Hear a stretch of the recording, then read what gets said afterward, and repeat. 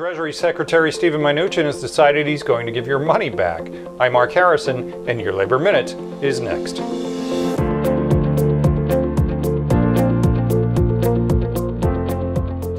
Hello, I'm Mark Harrison. We begin with Treasury Secretary Steven Mnuchin's decision not to extend critical emergency lending facilities beyond the end of this year. This is valuable money intended to help people suffering from the global pandemic. However, Mnuchin, like other close Trump associates, remains in denial about President-elect Joe Biden Jr.'s sizable victory, yet told an interviewer on CNBC, whether it's myself or somebody else, these can be reactivated. The question that wasn't asked by the interviewer was, well, if that's the case, why pull these back now in the midst of increasing economic downward pressure due to the latest spike in infection rates from COVID-19? Why? In fact, the Treasury Secretary was preparing to take these steps. First-time jobless claims rose for the first time since October 10th as more workers began seeing the effects of the spike in the pandemic outbreak. Meanwhile, over at the Fed and up on Wall Street, reaction was negative as markets reacted with down days toward the end of this week, and the Fed issued a statement that read in part, the Federal Reserve would prefer that a full suite of emergency facilities established during the coronavirus pandemic continue to serve their important role as a backstop for our still strained and vulnerable economy. Mnuchin is denying that the move was politically motivated, yet there is no denying that the step could hinder President-elect Biden's ability to use the Federal Reserve's vast powers to cushion the economic fallout from the virus. Remember to visit us at thelabornetwork.com and to follow us on all your favorite social media sites, including Facebook, Twitter, TikTok, YouTube, Instagram, and Stitcher. I'm Mark Harrison with your Labor Minutes.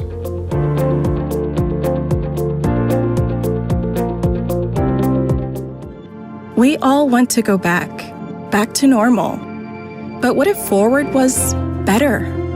What if forward means healthier communities, neighbors helping neighbors? What if forward means better access to healthcare, more coverage?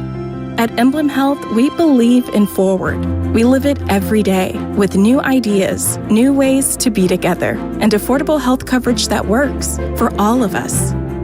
Emblem Health, healthcare for all of us.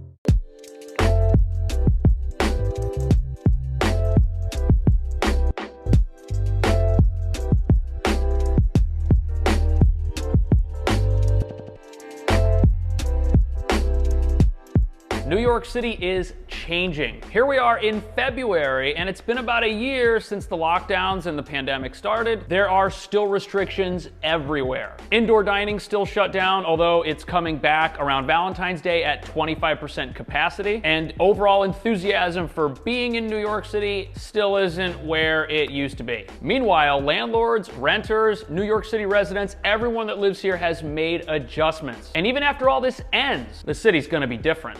And the biggest difference has to do with day-to-day life. That's different, not just in New York, but throughout the entire country. The way people want to use their apartment is very different than the way they wanted to use it before. To illustrate this, we're going to see a couple of places, one of which is a relic from the past, which hasn't rented because it just doesn't make sense with the way people want to use their apartment today. And the second has been designed to work as best as possible with today's reality. Both apartments we're looking at today are in the East Village. The first place is right down the street here on 14th Street. Let's head inside and see it.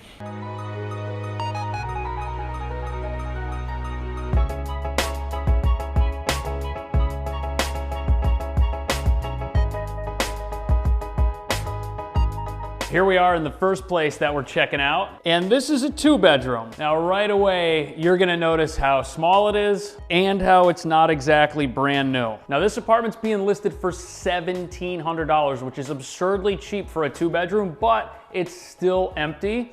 Let me show you why that is. This is all the common space in the apartment, but because of all the doors at this end, you can't put anything here. Over here, you've got your radiator, and that really just leaves this spot right there across the kitchen for a kitchen table. This area right here is 7 feet by 6 feet 2 inches. And now that I think about it, you might be able to put a couch there if you mount a TV on the wall over here somewhere, but that's kind of it. Now, in this hallway, there is a closet, but this is the only closet in the entire apartment. Both bedrooms are right next to each other, and neither one of them has any storage space. So that means that after you put a bed in either of these, a small bed, you've then got to have a dresser or something else in here for your stuff. The larger bedroom is 7 feet 9 inches by 7 feet 10 inches. If the bed's over here, you've got to put storage here or next to the door in that spot right there. Let me show you the smaller room. I might be wrong. This room feels a little bigger. Anyways, it's 6 feet 6 inches by 10 feet 11 inches. Put your bed by the window, and if you've got the bed over here, you can put storage against that back wall there, no problem. Now, unfortunately, this apartment's just not large enough for 2 people to live here and work from home 5 days a week. There's just not enough space in these rooms, and that has a lot to do with why there aren't 2 people living here right now. Now, the kitchen over here is kind of basic. It does have a full-size stove, and it's got a medium-sized fridge. That's okay. The cabinets are what they are. I think you can open a can of tuna here, but that's about it. This kitchen, believe it or not, has been fine for everyone who's rented this apartment in years past, but now that you're gonna be home a lot, using this all the time to make all of your meals, perhaps you'd wish there was a little bit more here. Now, the bathroom here is very similar to the kitchen. Things here are on the older side. The sink's a decent size. There's a medicine cabinet. Just make sure you've got insurance before you climb in and out of the bathtub, because that's kind of a tight squeeze. It's got a window though, that's a good thing. In the past, whoever lived here wasn't spending a lot of time here. But now that this apartment's gonna be used a little bit differently, it's probably better off as a 1-bedroom than a 2-bedroom. You could have a home office in one room and have your bedroom in the other. And I think what's gonna end up happening here is the price is gonna drop until one person decides to rent this apartment over, let's say, a traditional 1-bedroom apartment that's also in their price range. Here we are on the way to the next apartment, and we're quite a bit away from 14th Street. Right now, we're headed over to Avenue B. But now that you might not need to take the train every single day, a neighborhood like this might be a better decision. There's lots of little restaurants and shops all over the place. This might be kind of cool.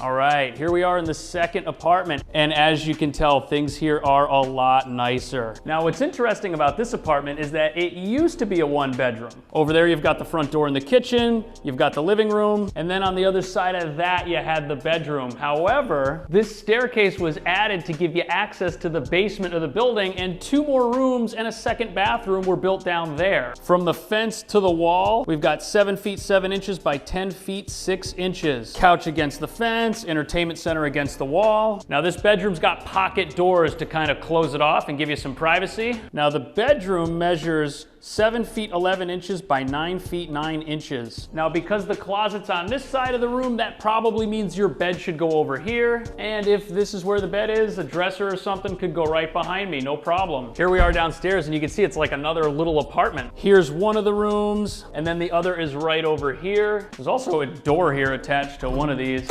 And it looks like this one has access to a little shared backyard area. That's kind of cool. There's a table and some chairs out here, and a lighter. Here's the second bathroom. There's laundry machines in here, so you don't have to leave to do your laundry like you'd have to in the other apartment. In fact, I don't think you have to leave here to do anything. This room is 12 feet 3 inches by 10 feet 4 inches, and the room that leads to the patio is 15 feet 10 inches by 7 feet 8 inches. Both of these have closets, and if it were me, I would probably use one of these as a home office, and perhaps I'd use the other one as like a den or a hangout space. But if you're a vampire, you might want to sleep down here because these rooms get 0 sunlight. If there is another lockdown, you could work comfortably from home from this place. You've got a little bit of outdoor space where you can stretch your legs. And even though overall rents in New York City have taken a serious hit, apartments like this, these are gonna hold their value way better than places that are similar to the first one that we saw. Let me know in the comments which of these 2 was your favorite, and then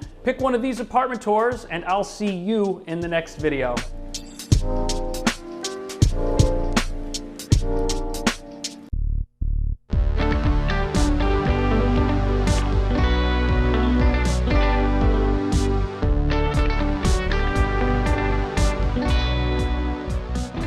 My name is Joshua Cunningham. I'm with the Williams Spicer family. It's a very good law firm, and I really appreciate what they have really done for me. They fight for me real hard. I will recommend anyone. It's a very good law company. William Schweitzer. William Schweitzer.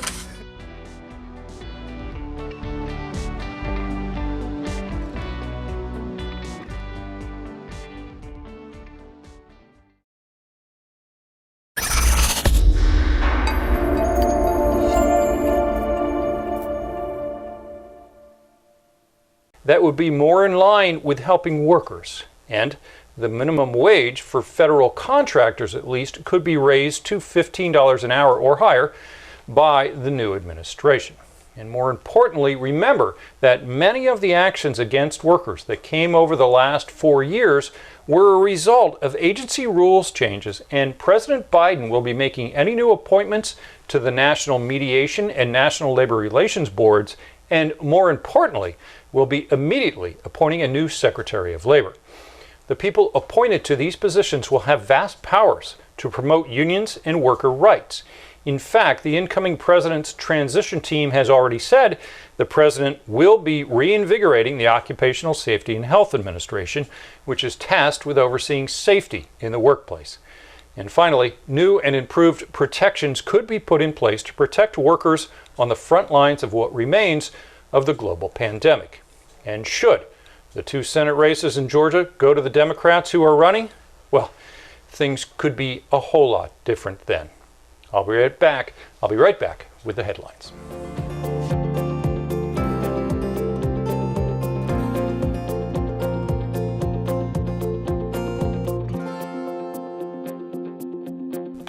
Turning to the headlines, making news for workers, not only did new first-time unemployment filings increase this week, but so too did filings for new claims by those eligible for the Pandemic Unemployment Assistance Program, used by those normally not entitled to unemployment benefits and comprised mostly of workers in the gig economy. That number reached more than 320,000 new claims, bringing the total for new unemployment filings last week to just over 1 million workers. A notable difference to this economic recession is the ruinous effects it is having on so many women's lives. Job losses in areas that employ mostly women were the first to experience job cuts, including restaurants, retail, and healthcare. And then a second wave of job cuts came in the state and local government sectors, which here again are made up predominantly of women workers. And as if that weren't enough, many women have lost child care services and are being forced to remain at home to oversee younger children's online educations, making searching for new employment a near impossibility. While cases of the COVID-19 virus are on the rise across America, again, many frontline workers are still being expected to show up and work. No longer referred to as unskilled labor, but rather essential workers, as we know. Those folks are still being asked to work on the front lines, but this time without any form of hazard pay. Corporations that had earlier been paying some form of hazard pay, who now have rescinded those payments with no anticipation of reinstituting them, are Amazon, Walmart, and Kroger, to name just a few. And finally tonight, Harley-Davidson has decided it's had enough of India, the storied manufacturer of high-end motorcycles who idled hundreds of jobs in the U.S. in 2018 and moved some manufacturing to India, where what they called bike kits were assembled by local workers, has had enough of India. That job exportation move sparked a partial boycott of the brand here in the U.S., and in the end failed after all. So corporations shipping American jobs overseas should probably take note. I'll be right back with my thoughts on Thanksgiving in America this year.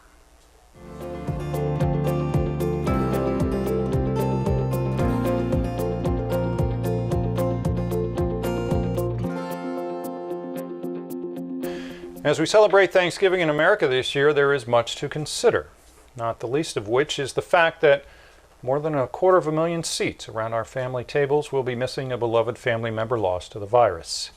Now, many families will make the choice this year to celebrate without being together in deference to the pandemic, while others who believe it's all some sort of a hoax will throw caution to the wind and have large gatherings.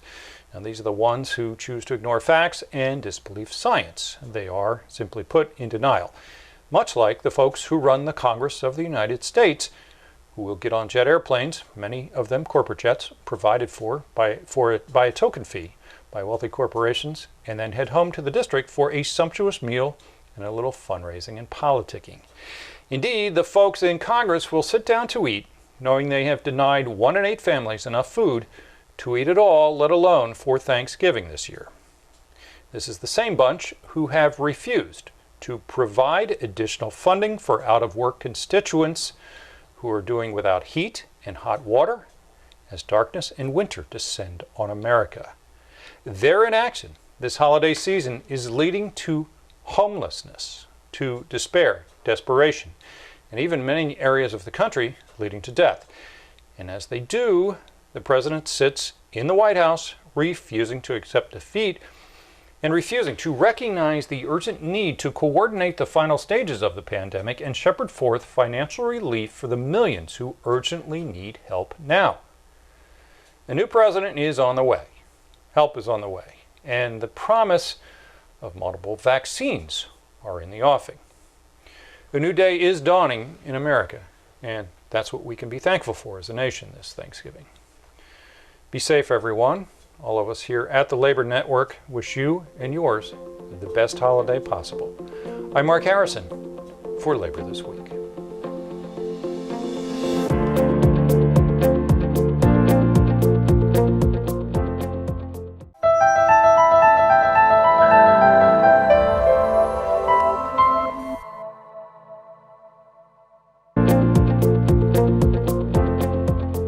It seems the winning economy that was making America great again wasn't so great as early as last February, which is when the National Bureau of Economic Research says the economy officially entered the current recession. I know what you're thinking, and you'd be correct. The impact of the COVID-19 pandemic didn't begin to be felt until sometime in March. So, while the pandemic made the economic situation far worse than it would have been, it seems the booming Obama economy did indeed end under the Trump administration. I look forward to your tweet, Mr. President. Citing an economic emergency, which we now know the president began in February, Mr. Trump has directed federal agencies across the government spectrum to waive regulations designed to protect workers and consumers. The decree is a bit open-ended with vague language that says if it burdens the economy, well, just stop enforcing it. The Labor Department jumped at this, citing worker protections in a broad brush to be burdensome, including some safety and environmental regulations and how businesses report paid sick leave. Legal scholars are disputing the president's power on this one. Again, really, no kidding. Millions of Americans have now skipped payments on cars, credit cards, and rent and mortgage in what NPR referred to as a tidal wave of defaults and evictions soon to come. This tragic situation for far too many of us portends a serious drag on the economy going forward and tremendous hardships on so many individuals and families. And sadly, Congress does not appear to be moving to help anybody very soon. The NLRB has taken advantage of the pandemic to redefine the solicitation rule in the workplace, saying that conversations between workers about unionizing should not be allowed. The ruling will allow corporations to now write work rules prohibiting those conversations and making doing so a fireable offense. And ironically, it's just such a ruling that makes unions even more necessary in the workplace. In Philadelphia, workers at the Art Museum are engaged in a battle with that organization, having just brought in the union-busting law firm of Morgan Lewis to delay and ultimately try to derail the efforts of those workers to unionize. The workers filed with the NLRB for a representation on May 22nd, and the museum wrote that it had hired the firm to help guide them through the process. Is that right? The law firm website says it helps businesses avoid union penetration.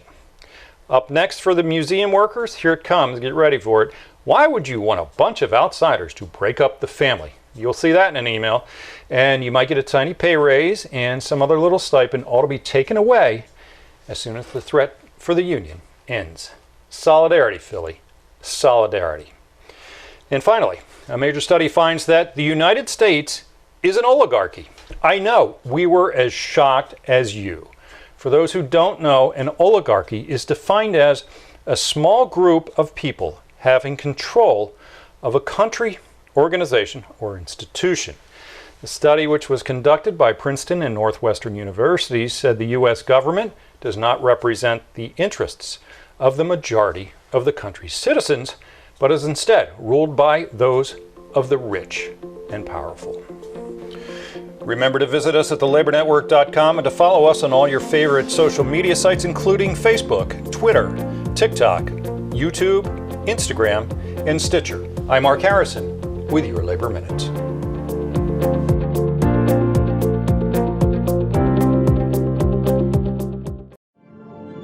We all want to go back to normal. But what if forward was better? What if forward means healthier communities, neighbors helping neighbors? What if forward means better access to healthcare, more coverage? At Emblem Health, we believe in forward. We live it every day with new ideas, new ways to be together, and affordable health coverage that works for all of us. Emblem Health, healthcare for all of us.